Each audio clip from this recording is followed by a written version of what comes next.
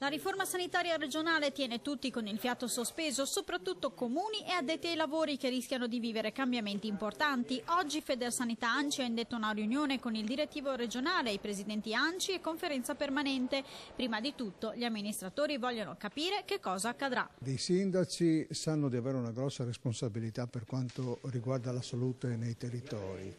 A noi non interessa tanto discutere di nuovi contenitori, ma ci interessa di capire se l'efficienza dei servizi verrà collegata anche alla revisione delle istituzioni territoriali, quali sono i comuni. Una situazione tutta da valutare quindi nelle prossime ore. Non siamo preoccupati, non siamo fiduciosi, vogliamo soltanto, domani avrò un primo incontro con l'assessore Kosic, e vediamo di capire in cosa consiste, quali sono le conseguenze per i comuni. Linea uguale per il presidente di Federsanità Giuseppe Napoli, che vuole rafforzare le sinergie tra le autonomie locali e capire quale panorama si prospetterà. Credo che sia importante che ognuno faccia le cose per cui è preposto. C'è il legislatore che dovrà fare, si spera, una buona legge, il governo regionale che dovrà fare una proposta efficace e noi saremo gli attori che insieme a questi soggetti dovranno poi preoccuparsi della buona riuscita dei risultati, quindi siamo estremamente interessati alla qualità della proposta